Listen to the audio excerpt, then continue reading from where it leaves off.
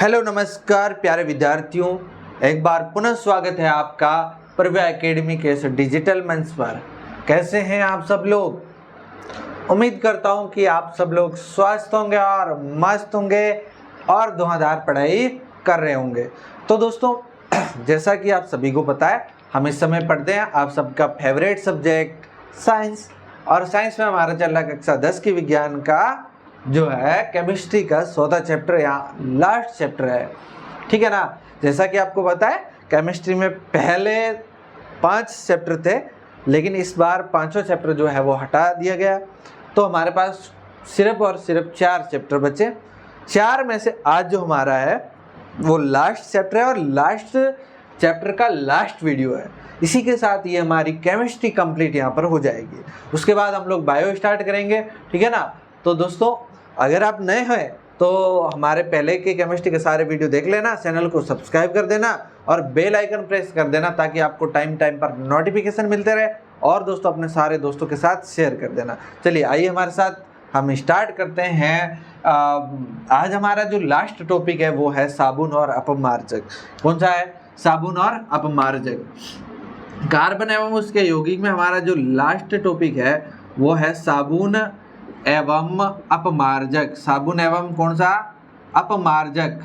अपमार्जक ये हमारा last topic है। तो देखो भाई, साबुन और अपमार्जक की जब हम बात करते हैं तो सबसे पहले हम बात करते हैं साबुन होते क्या है। तो देखो भाई, कल पहले हमने इससे पहले वाले वीडियो में जब हम बात कर रहे थे तब हमने उसके बारे में, साबुन के बारे में कुछ बात करी थी।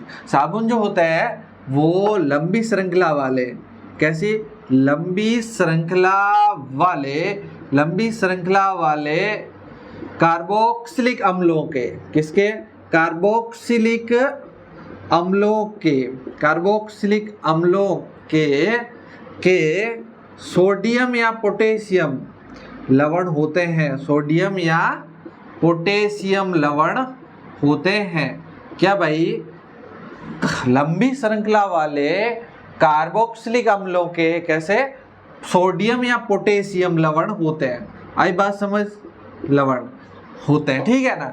लंबी श्रृंखला वाले कार्बोक्सिलिक अम्लों के सोडियम या पोटेशियम लवण होते हैं क्या? साबुन, ठीक है ना। अगर तुमसे पूछे अपमार्जक, तो अपमार्जक जो होते हैं ना वो लंबी श्रृंखला वाले, या ऐसा भी कह सकते हैं हम, लंबी कार्बन श्रृंखला के, लिख देता हूं मैं परिभाषा, लंबी कार्बन श्रृंखला के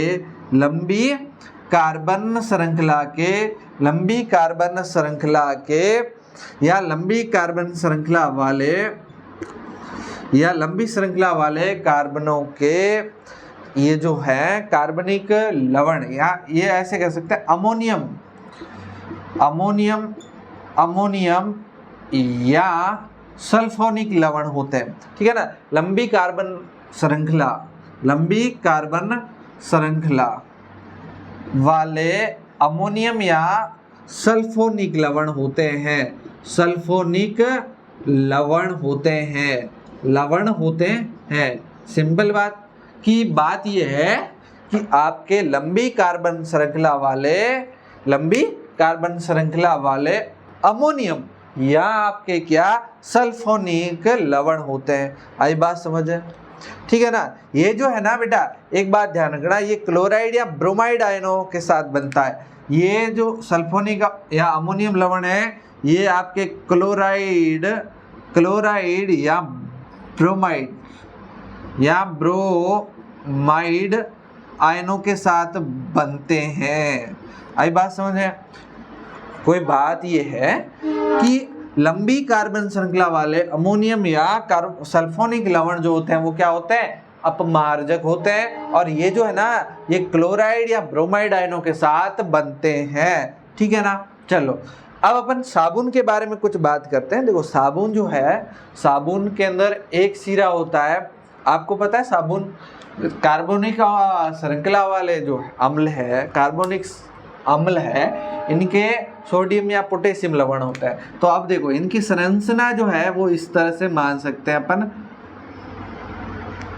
ये आपका सोडियम या पोटेशियम लवण है, तो ये प्लस वाला सिरा है, और ये बाकी का ये क्या है? कार्बोक्सिलिक अम्ल का बाकी सिरा है। आई बात समझ में कि आप ये समझो, ये तो आपका सोडियम है, ये बाकी के जो कार्बन वाला सिरा है वो है, ठीक है ना। बाकी जो जितने भी सोडियम के अलावा जितने भी कार्बोक्सिलिक अम्ल है जो वो इधर वाला भाग है, ठीक है ना। इस तरह से इसकी संरचना बना दी, ठीक है। अब बात करते हैं अपन को, जो सोडियम होता है ना, सोडियम ये जल रागी सिरा है। ये क्या है भैया? जल रागी सिरा। जल रागी सिरा, जल रागी मतलब जल से दोस्ती करने वाला सिरा है।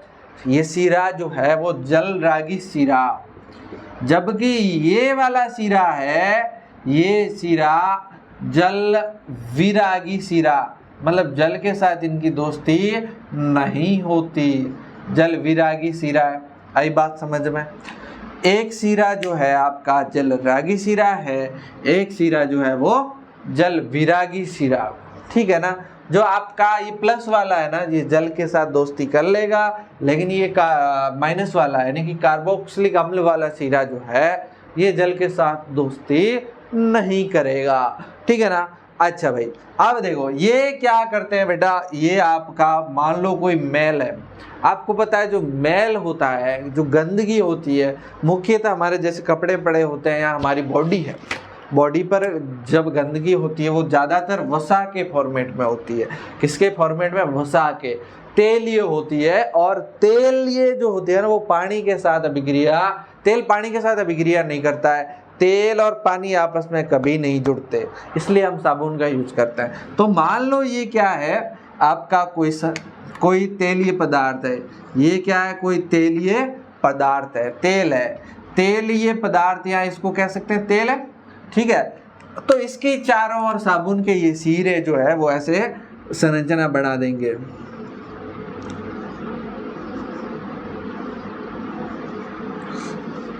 इस तरह से ये संरचना जो है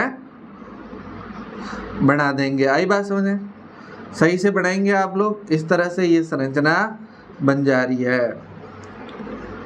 ये संरचना इस तरह से कैसे संरचना, आप देखो इसमें जो ये धनावेशित सिरा था या जो जल रागी सिरा था ये बाहर की तरफ, और ये जो जल विरागी सिरा था वो तेल की तरफ, या यूं कह सकते हैं ये गंदगी की तरफ ऐसे उसके चारों ओर शिफ्ट हो जाता है। अब ये मान लो ये गंदगी आपके बॉडी पर चिपकी हुई थी या कपड़े पर चिपकी हुई थी, तो ये जो इस तरह से इसके चारों ओर कौन आ जाता है? साबुन आ जाता है, और इस तरह की जो संरचना बनती है बेटा इसे हम कहते हैं मिसेल कहते हैं। इसे क्या बोलते हैं? मिसेल बोलते हैं। इसे क्या बोलते हैं? मिसेल। इस तरह की ये जो चीरा संरचना बन रही है इसे आप लोग क्या बोलोगे? मिसेल बोलोगे। अब ये मिसेल तेल के चारों ओर ऐसे शिफ्ट हो गया और इस तेल को अपने अंदर पकड़ लेता है। जैसे ही आप फिर पानी से इसको साफ करोगे तो ये पानी के साथ चला जाएगा, तो इसको तेल को भी लेकर के जाएगा। आई बात समझ? इस तरह से आपका कौन काम कर जाता है? साबुन आपका काम कर जाता है। क्लियर बात? ये बात आपको क्लियर समझ में आ गई? या इसे इमल्सन भी बोलते हैं। क्या बोलते हैं? इमल्सन। इमल्सन, ठीक है ना, इसे इमल्सन भी बोलते हैं, ठीक है। ये इस तरह से जो व्यवस्थित, आपसे पूछे मिसेल जो है वो क्या है, तो ये पूरी कहानी बतानी है किस तरह से बन रहा है। जल विरागी सीरा जो है वो तेल की तरफ, और जल रागी सीरा जो होता है वो पानी की तरफ, ये पानी के तरफ है, तो इकट्ठा हो जाता है और इस तरह से गोल घेरे के रूप में तेल या गंदगी को अपने अंदर घेर देता है। इस तरह से एक संरचना बनती है जिसे आप क्या बोलते हैं? मिसेल बोलते हैं। जिसे आप क्या बोलते हैं? मिसेल बोलते हैं। दूसरी बात, ये जो है ना साबुन बेटा खारे पानी के साथ क्रिया नहीं करता। खारे पानी के साथ क्या करता है? खारे पानी, जैसे ही आप खारे पानी के साथ साबुन को सेट करोगे तो ये एक सफ़ेद रंग का अघुलनशील पदार्थ बनाएगा। सफ़ेद रंग का अघुलनशील, आपने कभी देखा जब आप साबुन से स्नान करते हो और पानी होता है खारा, और खारे पानी के साथ साबुन से स्नान करो, वाइट वाइट जम जाएगा, उसके झाग नहीं बनते, आपने देखा होगा ना। तो उसे अपन बोलते हैं स्कम बोलते हैं। उसे आप क्या बोलोगे बेटा? स्कम बोलते हैं। स्कम बोलते हैं। उसे क्या बोलते हैं? स्कम। आई बात समझ है? तो जब आप खारे पानी में खारे पानी में जब साबुन को घोलते हो तो झाग नहीं बनते, अघुलनशील पदार्थ बनता है जिसे अपन क्या बोलते हैं, स्कम बोलते हैं। उसे अपन क्या बोलते हैं, स्कम बोलते हैं। अगर आपसे पूछे कि खारे पानी के साथ जल जो है वो झाग क्यों नहीं बनाता, खारे पानी के साथ ये साबुन जो है वो झाग क्यों नहीं बनाता? खारे पानी में क्या होता है, खारे पानी में होता है कैल्शियम। क्या होता है भाई, कैल्शियम होता है, कैल्शियम होता है। और क्या होता है वो, मैग्नीशियम। कैल्शियम व मैग्नीशियम होता है। खारे पानी में बेटा क्या होता है, कैल्शियम और मैग्नीशियम होता है। इसलिए ये जो साबुन होता है ना, खारे पानी के साथ जो कैल्शियम और मैग्नीशियम होता है उसके साथ क्या कर देते हैं, अभिक्रिया कर जाते हैं। और अभिक्रिया करके क्या बनाते हैं बेटा, स्कम बनाते हैं। खारे पानी में मैग्नीशियम और क्या होता है, कैल्शियम होता है। इस वजह से वो क्या करते हैं, ये इनसे दोनों से क्रिया करते हैं। इनके वैसे सामान्यतः इनके लवण होते हैं, सामान्यतः इसके क्या होते हैं, लवण होते हैं। उनके साथ ये क्या कर जाता है, रिएक्शन कर जाता है, उनके साथ रिएक्शन कर जाता है। इस वजह से आपका साबुन जो है वो खारे पानी के साथ झाग नहीं देता है, स्कम देता है। आई बात समझ में आप लोगों को? दूसरी बात एक और, मिसेल जो होता है, मिसेल के अंदर प्रकाश का प्रकीर्णन होता है। मिसेल के अंदर क्या होता है, प्रकाश का प्रकीर्णन होता है। मिसेल के अंदर क्या होता है, प्रकाश का प्रकीर्णन। प्रकाश का क्या होता है, प्रकीर्णन होता है। इसी वजह से प्रकीर्णन होता है, इसी वजह से इसकी जो संरचना होती है, जो आप मिसेल का मतलब कुछ नहीं है, जो झाग बनते हैं ना, झाग वही है मिसेल। तो इसलिए इनकी जो संरचना होती है पता है कैसी होती है, बादल जैसी होती है। संरचना कैसी होती है बेटा, बादल जैसी होती है। आई बात समझ में? ये साबुन से रिलेटेड महत्वपूर्ण बातें थी, ठीक है ना। अच्छा, अब आप बात करते हैं अपमार्जक की। तो अपमार्जक में हम लोगों ने क्या बात कर दी, अपमार्जक में हमने बात करी ये लंबी कार्बन श्रृंखला वाले अमोनियम या सल्फोनिक लवण होते हैं, ठीक है। अब ये क्या है, इसके बारे में, ये खारे पानी के साथ भी अभिक्रिया कर लेते हैं, खारे पानी में झाग देते हैं। क्यों देते हैं, क्योंकि ये लंबी श्रृंखला वाले अमोनियम या सल्फोनिक जो लवण होते हैं, सल्फोनिक लवण होते हैं, ये अपमार्जक होते हैं और ये इस कैल्शियम और मैग्नीशियम के साथ अभिक्रिया नहीं करते।